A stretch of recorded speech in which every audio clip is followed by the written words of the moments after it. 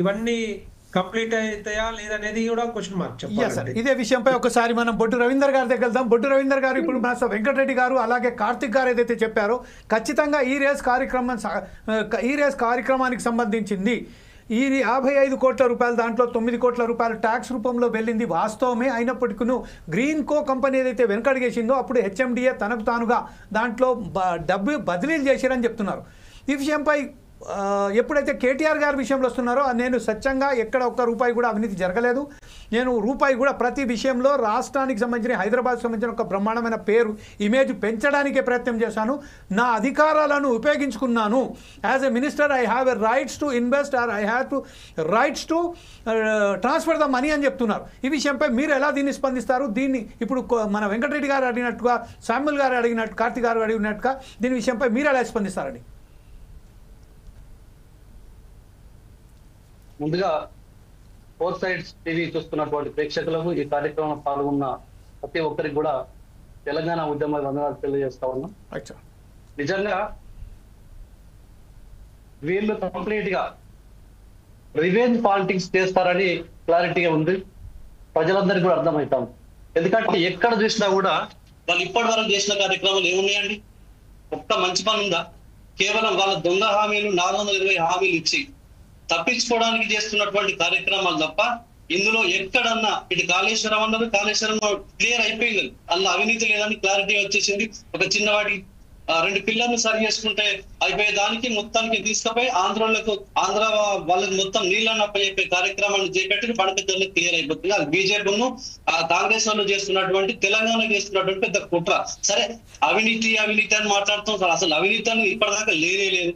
100% తెలంగాణలో అటు సాఫ్ట్వేర్ రంగంలో కావచ్చు, ఇండస్ట్రియల్ రంగంలో కావచ్చు, ప్రతి రంగంలో ముందుకు తీసుకుపోతున్న క్రమంలో ఒక డిఫరెంట్ యాక్టివిటీ చేయాలి. తర్వాత మన ఈ కార్ రేస్ వల్ల ఇక్కడ మళ్ళొక ఇండస్ట్రీ వస్తుంది అని చెప్పి ఆలోచనతో ఒక మంచి కార్యక్రమం ప్రపంచవ్యాప్తంగా తీసుకొస్తే వీళ్ళు పెట్టినట్టు అండి అందర పోటీలు పెట్టి ప్రపంచవ్యాప్తంగా తెలంగాణ పరువు, భారతదేశం పరువు తీసినటువంటి వీళ్ళు ఈ కార్ రేస్ లో దాని గురించి మాట్లాడే అర్హత వీళ్ళకి ఎక్కడదండి? కేవలం ఏం లేదు, ఎట్లా కేటీఆర్ గారిని అరెస్ట్ చేయాలి, ఎందుకంటే వీళ్ళకు పొరకరానికి కొయ్యలెక్కైన బీఆర్ఎస్ పార్టీ కావచ్చు, వీళ్ళ నాయకులు కావచ్చు, అందరూ కూడా వీళ్ళందరినీ అరెస్ట్ చేస్తే బీఆర్ఎస్ పార్టీని తుంగలోకి తొక్కచ్చు, అసలు అధికారం రాకుండా చేయాలి.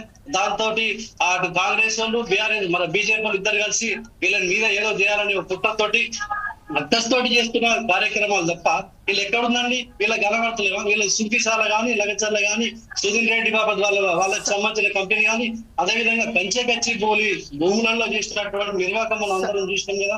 రవీందర్ గారు ఒకే ఒక విషయం అండి. రవీందర్ గారు, ఇప్పుడు మనం మాట్లాడింది కేవలం ఈ రేస్ కు సంబంధించిందే. ఈ విషయంపై 55 కోట్ల రూపాయల అవినీతి జరిగిందా లేదా?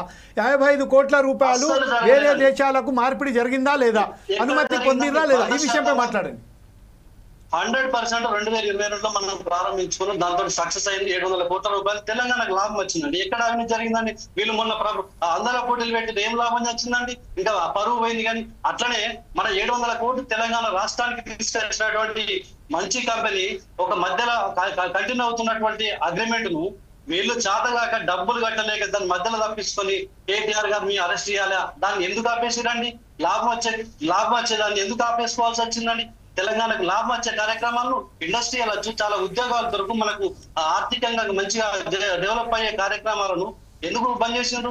వాళ్ళకి కేవలం ఏంటంటే అది కేటీఆర్ గారు పెట్టింది కాబట్టి దాన్ని బంద్ చేయాలి, కేసీఆర్ గారి పేరు రాకుండా చేయాలి. ఇక్కడ తెలంగాణలో అసలు కేసీఆర్ గారిని కేటీఆర్ గారు ఆనవాళ్ళు లేకుండా చేయాలనేది వాళ్ళ అక్కసు. తెలంగాణ కోసం అన్ని పేర్లు మార్చు, తెలంగాణ తల్లిని మారుస్తారు, తర్వాత తెలంగాణ ప్రాజెక్టులు మారుస్తారు. అసలు ఎక్కడ కూడా వాళ్ళు మాత్రం తెలంగాణ కేసీఆర్ కట్టినటువంటి ప్రతిదానిలో అనుభవించవచ్చు కానీ అన్నింటిలో ఉంటారు. కానీ వీళ్ళ చిల్లర పనులు తప్ప వాళ్ళు ఏమైనా ఎక్కడికొచ్చే పనులు చేస్తున్నారు అని తెలంగాణ ప్రజలు మొత్తం వాళ్ళు సమాజంలో పోలేకపోతున్నారు. కాకపోతే ఇప్పుడు ఉన్న ఎలక్షన్స్, స్థానిక సంస్థల ఎలక్షన్ పోతారు కాబట్టి దానిలో లబ్ధి పొందడానికే కేటీఆర్ మీదికి మళ్ళొకసారి ఏసీబీ కేసు అని చెప్పి మళ్ళొకసారి పిలిచి, కానీ మా కేటీఆర్ గారు అవినీతికి అసలు ఛాన్సే లేదు. వీళ్ళు ఒక్కసారి కాదు 100 సార్లు అయినా వస్తారు. అందులోకి వెళ్ళి ఖచ్చితంగా మల్లెపూలాగా తిరిగి వస్తాడు. దానికి తిరుగులేదు. మాకు ఇక్కడ ఉన్నటువంటి తెలంగాణ సమాజం మొత్తం కేటీఆర్ గారికి అండగా ఉంటది. వాళ్ళు ఎన్ని కుట్రలు పెట్టినా ఎన్ని కేసులు చేసినా ఇంకా 100 సార్లు అయినా కూడా మాకు కేటీఆర్ అటెండ్ అవుతారని చెప్పి తెలియజేస్తాను. ఎట్టి పరిస్థితుల్లో కూడా వాళ్ళు చేసినటువంటి తప్పును మాకు టీఆర్ఎస్ పార్టీకి కేటీఆర్ గారికి ఆపాదించదని చెప్పి తెలియజేస్తాం. రైట్, ఇదే విషయంపై బండారు రామ్మోహన్ గారి దగ్గర వెళ్దాం. ప్రస్తుతం ఏదైతే అది అక్కడ ఒక అవినీతి జరిగింది అనే ఒక ఆరోపణ